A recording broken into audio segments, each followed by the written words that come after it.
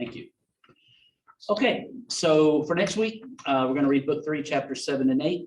And today we're going to look at chapters 4, 5, and 6. And just kind of kick us off. Lewis says we will never get a Christian society unless most of us become Christian individuals. We should not stop working on society to work on ourselves, but we should do both jobs at once. Lewis now wants to look at what the Christian idea of a good person is by first making 2 general points. The first, because Christian morality claims to be a technique for putting the human machine right, we should understand how it is related to psychoanalysis. And I knew when y'all saw the title of this chapter, I knew you were just going to be thrilled and excited about psychoanalysis. It says, how is Christian morality related to psychoanalysis, which claims to do the same as Christian morality? Second, because Christian morality is often viewed as bargaining with God by keeping a lot of rules, a more accurate view is given. All right, so that just kind of leads us off here. So we look at paragraph 4. We think when a man makes a moral choice, what are the 2 things that Lewis says are involved? And then what 2 kinds of the second thing are there? So there's 2 things. What are the 2 things? Well, the 2 things are an act of choosing, That's the one. and the other is feelings or impulses. Okay, all right. And what about those feelings or impulses? There's 2 kinds, he says. Unnatural feelings. There are normal Normal. and abnormal, irrational fears, perversions. Right. All right, so that's good. So what we want to do is kind of, psychoanalysis seeks to remove the abnormal psychological fears and give the person better raw material for their act of choosing. But morality is more concerned about the acts of choice themselves. If we look at it, the raw material of people, like we take number 1, a man with a natural fear of danger, whatever that danger may be. If he goes to psychoanalysis, he doesn't need to. A man with a natural fear of danger doesn't need any psychoanalysis. But the result of moral effort or choices is this person becomes brave, according to Lewis. Okay. Number 2, he talks about people with irrational fear of danger and irrational fear. The result of psychoanalysis is that those irrational fears are hopefully eliminated. All right. But the result of moral effort or choices, Lewis says, they can do what they want, their duty. And I think he used the example of serving in war. He did. Is that right? Now, the third one, a person, with irrational fear of danger, if he has psychoanalysis, this kind of person would stay more cool under fire. All right. But the result of moral effort and choices is they're still only looking out for themselves. All right. So those are the 3 kinds of raw material that Lewis talks about. And then kind of to put a capper on that, he says psychoanalysis may be able to improve a person's raw psychological makeup, but it cannot do anything about the man's free moral choice. So that's I think he's pretty stout there. Okay, so paragraph 6 is where we are now. Okay, so in view of a person's raw psychological material, why are Christians told not to judge?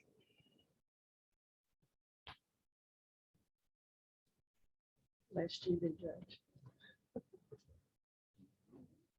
No. Lewis says bad psychological material, this is interesting. He says it's not sin. He says it's disease. It doesn't need to be repented of. It needs to be cured, he says. This is important because we humans judge one another based on external actions. Boy. What we do is we judge ourselves on our motivations, Right. but we judge everybody else on what they actually do. That's right. That's a good statement. Unless you're a mother, then you judge your children on their motivations. Well, he meant to do well, You know? And that's what he says here. That's exactly right.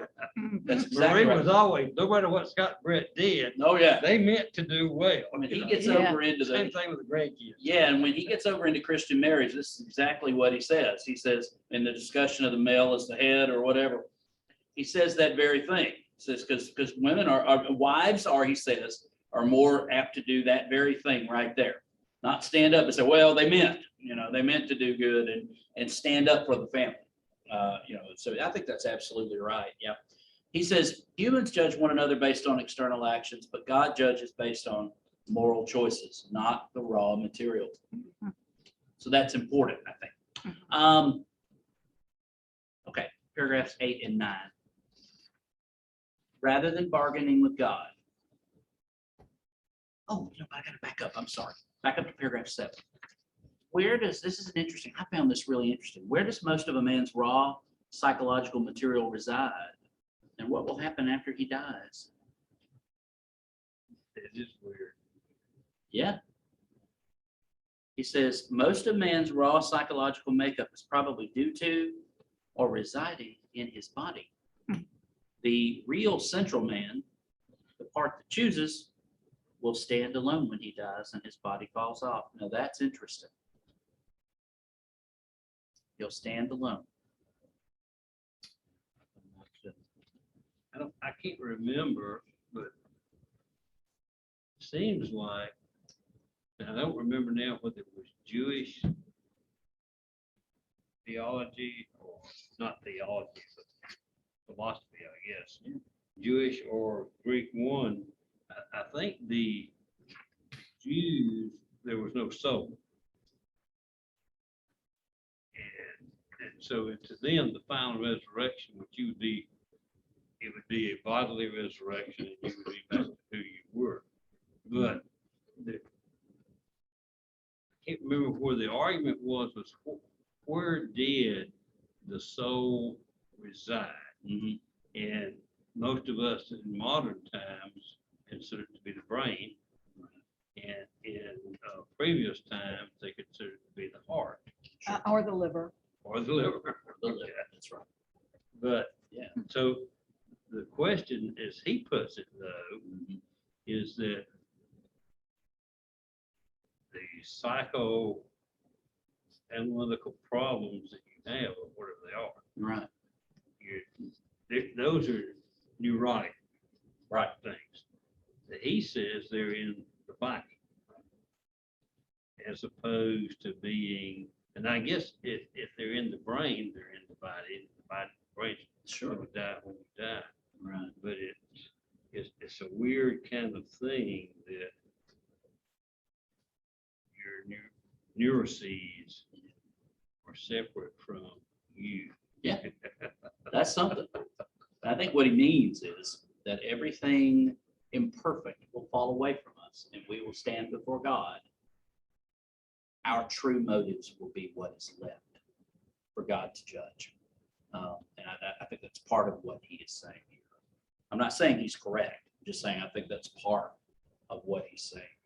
It makes sense. But of course, he believes that we'll be resurrected with our bodies at some point in the future. What that body will look like, we don't know, but it'll be like Jesus's. So, yeah, but before we go too far down into that rabbit hole, let's look at paragraphs 8 and 9 and deal with this thing of bargaining with God.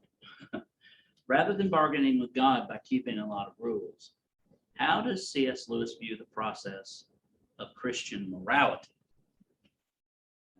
Throw another log on the fire here, but let's see what we can do with this. How does Lewis view the process of Christian morality? Look at what he says here. Every choice we make, not every rule we keep, is turning the central part of ourselves, the part that chooses, into something a little different. Think of the rich young man or rich young ruler. He kept all the rules, right? Mhm. And Jesus loved him for it, Mark says. But he was lacking one thing. Lewis says it's every choice we make, not every rule we keep, that turns the central part of ourselves, the part that chooses, into something a little different, either into a heavenly creature in harmony with God, or a hellish one at war. Now, does this align with Romans 8:5-8? I know you have that memorized. It's part of your memory verse for today. But let's see what Romans 8:5-8 says, because this is interesting. Romans, everybody's favorite Pauline epistle. Romans 8:5-8 says this: those who live according to the flesh have their minds set on what the flesh desires. But those who live in accordance with the Spirit have their minds set on what the Spirit desires. The mind governed by the flesh is death, but the mind governed by the Spirit is life and peace. The mind governed by the flesh is hostile to God. It does not submit to God's law, nor can it do so. Those who are in the realm of the flesh cannot please God. Romans 8:6 says the mindset on the flesh is death, but the mindset on the Spirit is life and peace. I think it does jive. I think it does. Mhm. Okay. All right. We got one more question for this chapter. Paragraph 10. Beyond peace, what does Lewis say one obtains when moral Knowledge. choice? What's that? Knowledge. Mileage. Going in the right direction. No, Okay. no. Knowledge. Yeah. I can't. We know. Yeah. I was wondering. Lewis says one obtains when moral choices are moving them in the right direction. You're right. Knowledge. Going in the right direction leads not only to peace, but also to knowledge. Mileage. What in the world? Anyway. Lewis states that when a man is getting or a person is getting better, I'm trying to clean that up, ladies. Sorry, this is a man. He understands more and more, they understand more and more clearly the evil that is still left in them. When they're getting worse, this is interesting. They understand their own badness less and less. No one misunderstands their badness more than a person who is continuing Mhm. to be bad. That makes sense. Run that by again. When a man is getting worse, or when a person is getting worse, they understand their own badness less and less. It's just. Okay, who they are. that made sense. But what you said afterwards did not make sense. I'm not surprised. For me, I'm not speaking well. A moderately bad person knows they're not very good. A thoroughly bad person thinks they're all right. Mhm. Good people know about both good and evil. Bad people do not know about either. So if you look at Proverbs 4:8-19, I hate to read the Bible. But if you look at Proverbs 4:8-19, it's 4 verses 18-19. It says, the path of the righteous is like the morning sun, shining ever brighter till the full light of day. But the way of the wicked is like deep darkness. They do not know what makes them stumble. That aligns Mhm. with what Lewis is talking about here. Mhm. Both are very insightful. They Mhm. are. They are. It's good. Okay. All right. That's chapter 4. Let's talk about sex. Okay. Sexual morality for Christians. He starts off in paragraph 1. Christian morality regarding sex is called, or was called, chastity. I assume it still is. How does the rule of chastity differ from the rule of propriety or modesty? Propriety is determined by social custom. Right. Mhm. That's right. It changes for, and he uses an example, the scant garb of a Pacific Island girl and a completely covered Victorian lady. Think Downton Abbey. Okay, may both be equally proper within each of their own societies. I think last night at dinner, Ms. Hanson and I saw some not very proper adornments That is and very lack of true. adornments. Quite a Yes, lack of but anyway, adornment. but yeah, that's the difference between chastity. What is chastity, by the way? I mean, just asking Young, what is chastity? He just uses the word like we're supposed to know it. What is chastity? Chastity is not having sexual relations. Yep. Not having Outside of sex- marriage. Sexual Mhm. relations outside of marriage. That's right. Yep, that's good. That's good. Just want to make sure we were all there. Chastity is the most unpopular of the Christian virtues or morals. And I remember when he's doing these radio talks, he's in the mid-40s. And when he talks about the 20 years previous, he talking about the roaring 20s. Hmm. So it sounded funny. It sounds funny to read this and think about that, but it is true. He says, chastity is the most unpopular of the Christian virtues or morals. Consequently, it is often concluded that either something is wrong with Christianity or something is wrong with our sexual instinct. Now, Lewis says the problem is with our sexual instinct, and then he gives 3 reasons.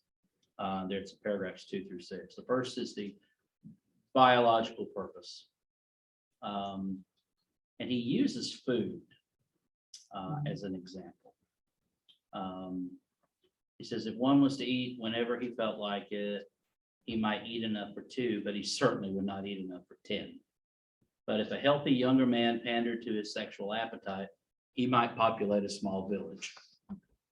The first goes a little beyond its biological purpose. The latter goes enormously beyond.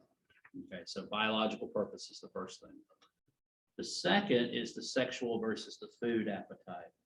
And I thought it was a hilarious example of watching, like they're going to bring out a mutton chop or a bit of bacon on a plate, and they lifted it off. But I think it was good.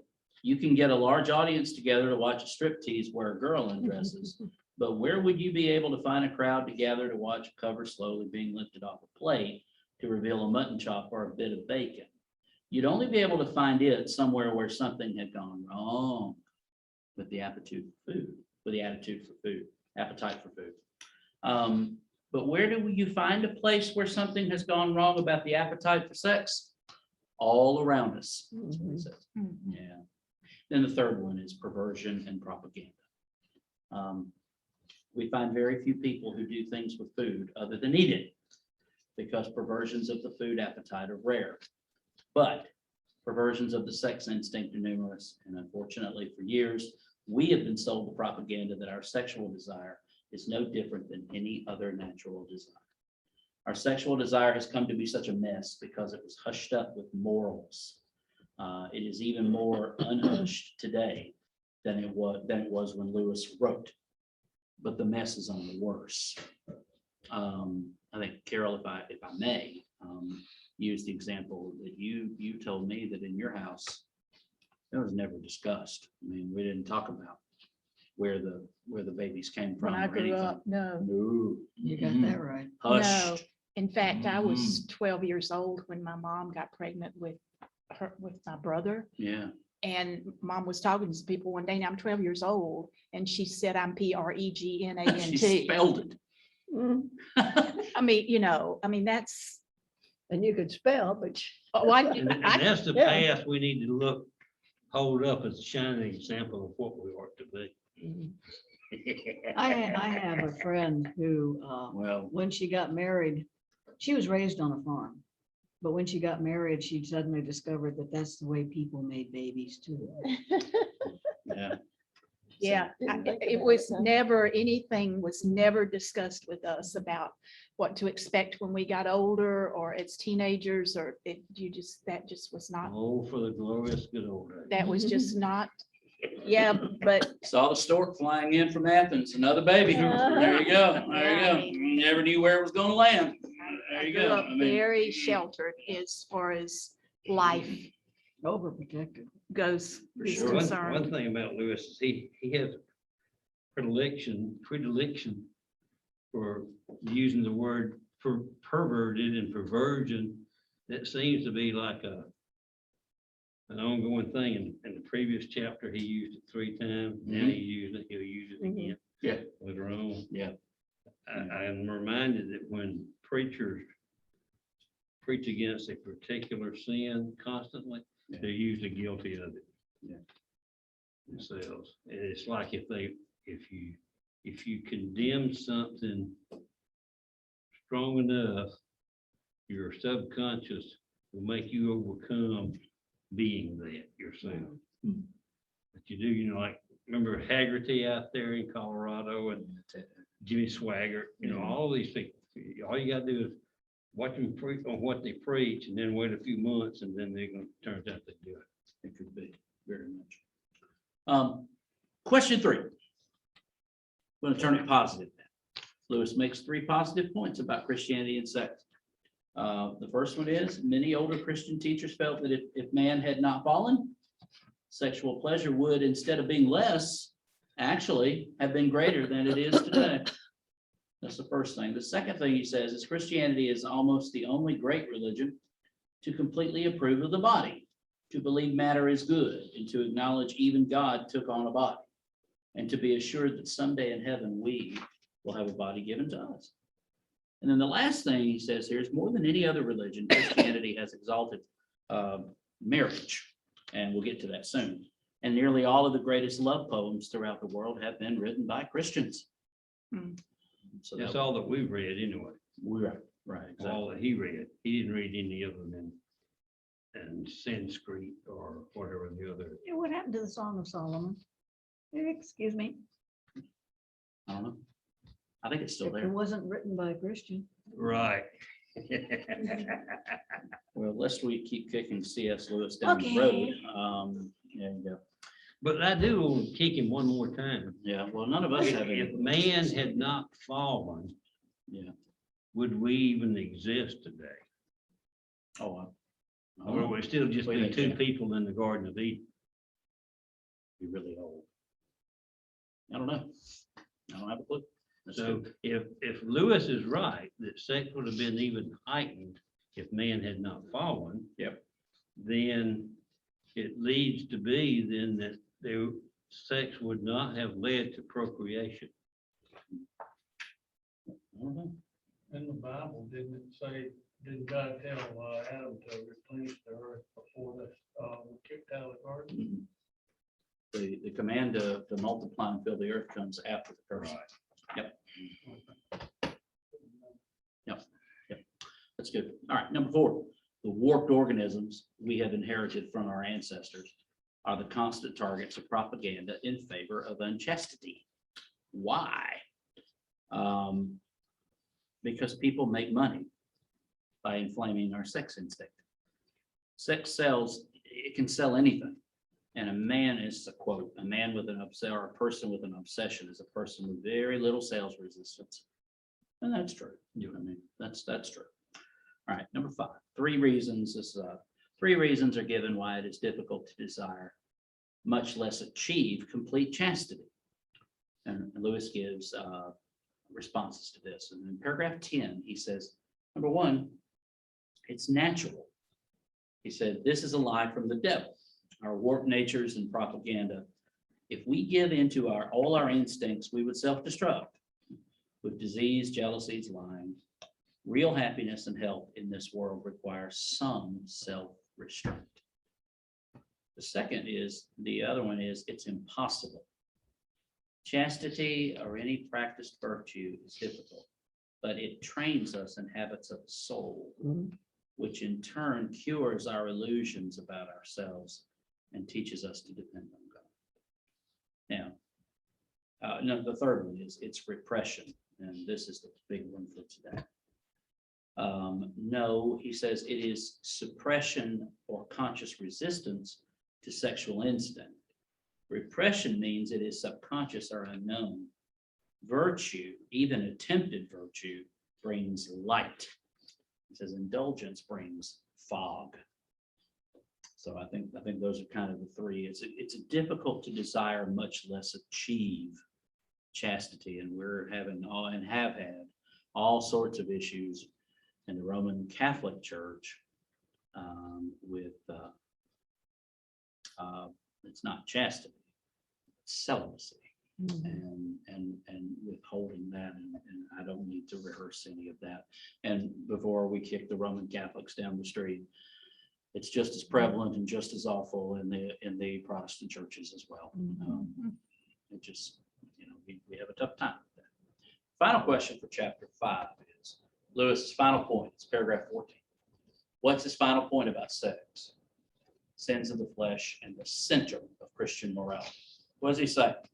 Sins of the flesh are bad, but they're not the least bad. This was interesting. They are the least bad of all sin. Mhm. Of the animal self and the diabolical self, the diabolical is worst. I absolutely love this last quote. Judging is worse than falling to one of our physical desires. And this is one that won't go over well really in any church. But a cold, self-righteous prig who goes regularly to church may be far nearer to hell than a prostitute. But of course, it is better to be neither. And I think he really, so just, we start to congratulate ourselves and be self-righteous in church. I think this is good to remember. And then, Jesus himself, the story of the tax collector and the Pharisee who went up to the temple to pray. Who did Jesus, what was one of the allegations made? It wasn't an allegation, it's true. But what was one of the accusations made against Jesus? Who do you like to eat with? Mhm. Prostitutes, sinners. He hangs out with these folks. What in the world's wrong with them? So, just that's Jesus. That's not sin. Yeah. All right. Final chapter. Y'all are doing so good. Y'all are so talkative. Rose, hang in there. Okay. I want to say one thing. on- Go ahead, boy. Chapter, I guess that was 10, the last part of chapter 9, where he talks about those who are seriously attempting chastity are more conscious and soon know a great deal more about their own sexuality than anyone else. That's sort of a weird statement. It is. Then he comes, says, they come to know their desires as Wellington knew Napoleon. Wellington didn't know Napoleon. The Prussian advisors to Wellington knew Napoleon. And they told Wellington, every time in the past, if the enemy has done this, Napoleon has done this. Mhm. And it has always worked for him in the past. However, if you fake this, and he does this, and then you do this, he can't win. And so Wellington listened to the Prussians. Right. But Lewis is like most Britons, particularly prior to the end of World War II. Yes, sir. Britannica ruled the waves. Everything right was English or British or Oh, whatever. Britannia. And the sun never set. And the sun never set. That's right. That's right. Amen. Well, that's good. Thank you for bringing it up. All right, let's move on to Christian marriage. I know you ladies are really loving this. Paragraphs 2 and 3, Christian morality about marriage is based on what? It's meant to combine whom and intended for what duration. It's Christian morality regarding marriage is based on One man, one woman forever. Christ's words, which states that a man and wife are to be a single organism. This was expressed as fact, not as sentiment or emotion. The creator of the human machine made two halves, male and female, which were to be combined into pairs, not merely on a sexual level, but on all other levels as well. So marriage was meant to be permanent, as Lloyd said, meant to be for life. One man, one woman for life. All right, so the different denominations, of course, have different views about allowing divorce. But what do they all regard divorce as? Paragraph 3. What does he say? He says it's like a surgical procedure that cuts up a living body.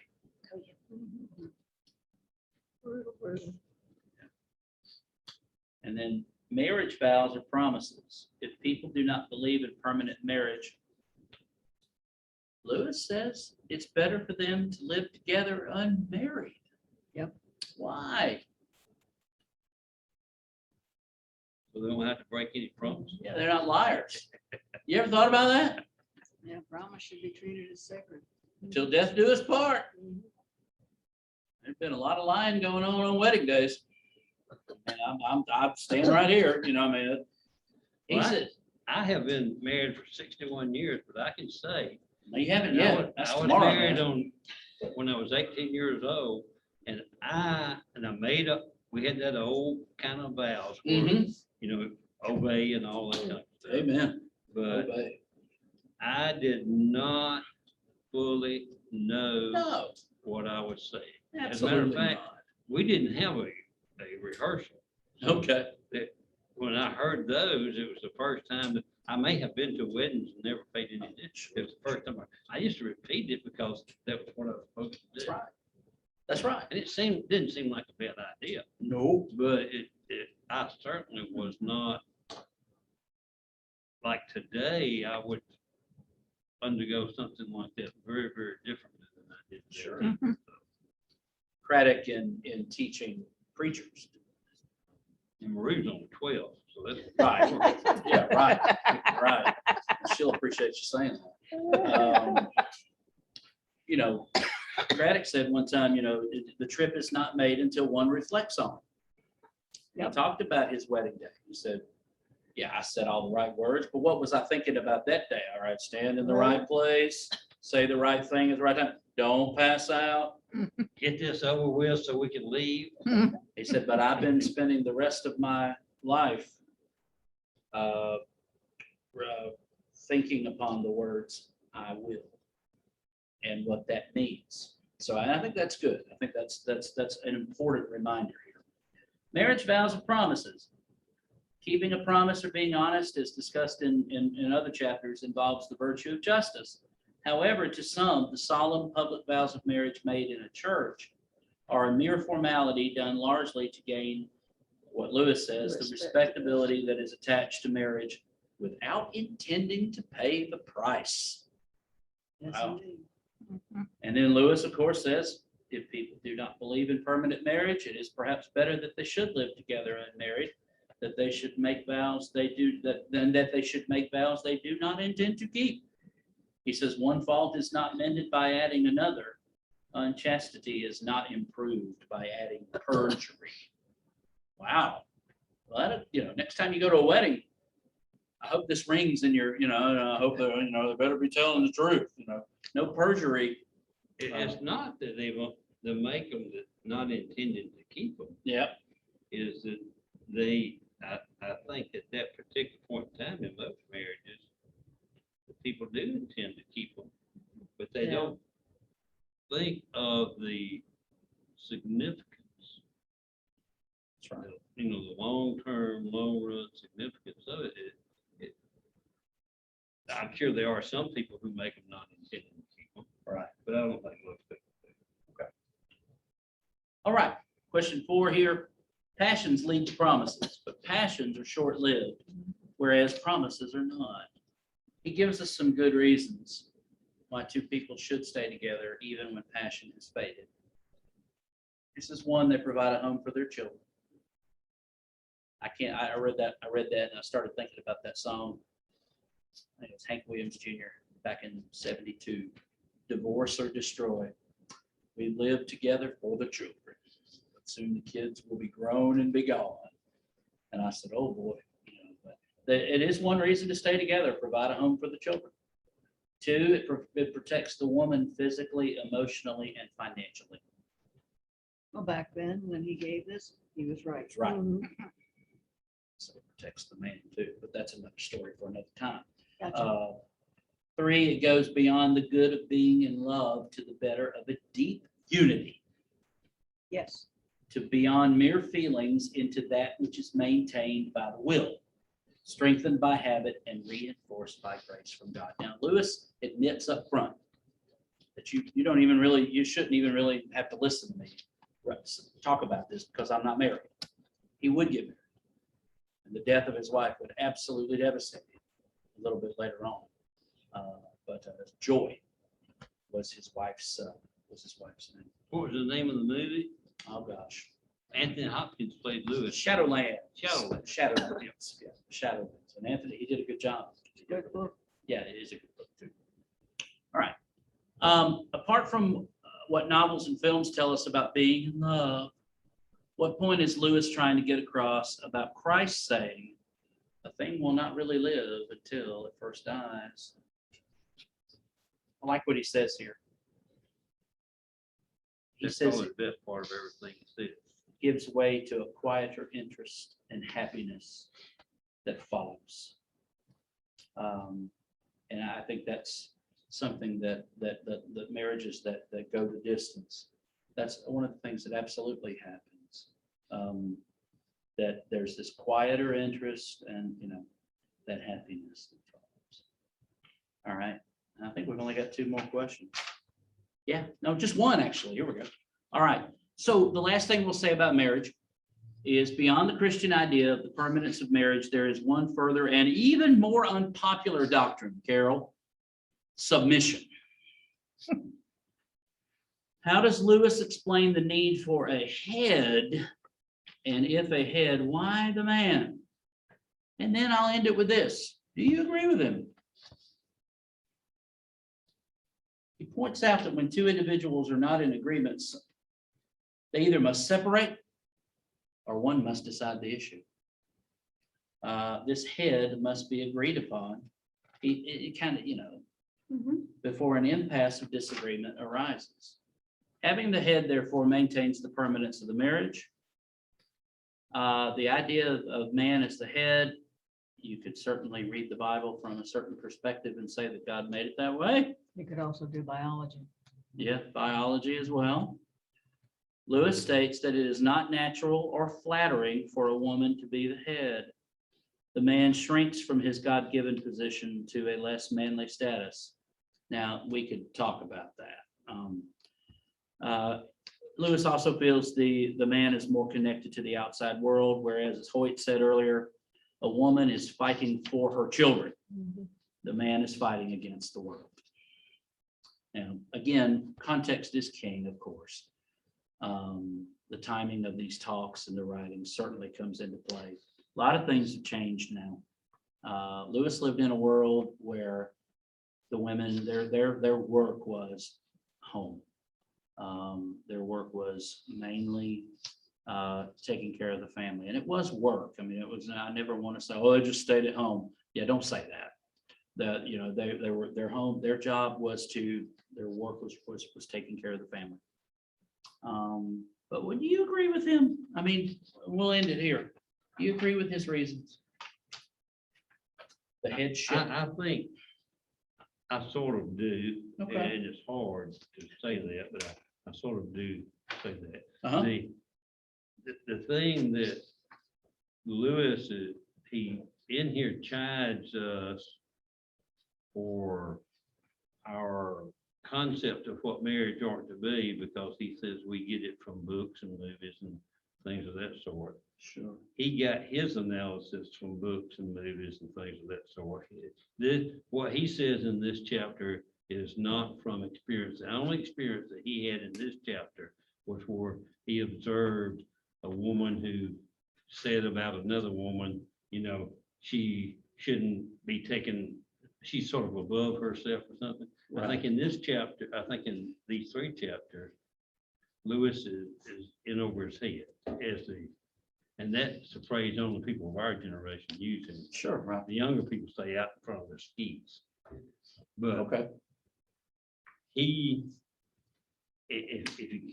What we have tried to do is Maria and I come to an agreement Mhm. on as many things as absolutely possible. Mhm. One of those things, for example, was not reprimanding the other when one was disciplining the children. Okay. That if we disagreed, that whatever was taking place, take place, and then we would discuss it later on when the children were not around. Sir. You got And that we right. did that. I would say that probably 80% of the things that we experienced, we were in agreement with. Okay. On the other 20%, 10% of them, I probably got my way, and 10% she probably got her way. Okay. And I think what happened, and it really occurred later in our marriage rather than early. Early in our marriage, I don't know about her, but I know I would carry resentments forward for a while about what we didn't come together on. Yes, sir. And it was usually something I really wanted to do. Sure. Right. But Yeah. later on, what would happen would be, I think we both came to this. If the other person is so invested in what they want to do here that I'm in disagreement with, Yeah. but they're so invested that it would harm them more not to do it then it would harm me if we did it. Right. Then let's go ahead and do it. Okay. And so there are things that I did that I did not really care about doing, Right. but because Marie wanted to do it, I'd do it. Okay. And one of those things was after a long period of time being out of church, coming back to church. Okay. And so there are times when I know she's done what I wanted to do that she could really, really rather not do it. But she did, so. I don't think you can get those things early on in marriage. I don't I think think we you can have either. to mature and grow into those. Yeah. And so from that standpoint, back to what he said Yeah, about go the ahead. head, is that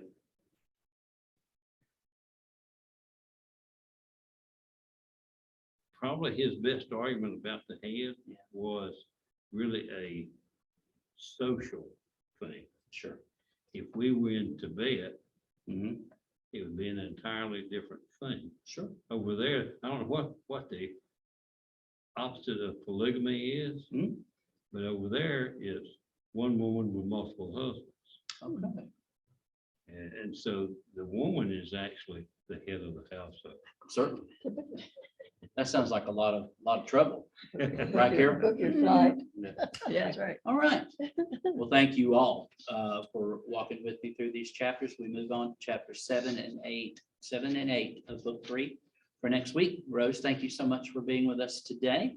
And this is going to conclude our time. I'll pray. And God bless everybody. Lord, we thank you for this time that we've had together today. Thank you for your servant Jack and his writings, Lord. Thank you for the discussion around this table. Thank you for everyone that's taking part in this study. Lord, bless our day. It's a hot one out there. Please continue to be with those out west who are dealing with those fires, Lord. And we just ask all things in Christ's name. Amen. Amen. Thank you. See you, Rose. Who is Jack?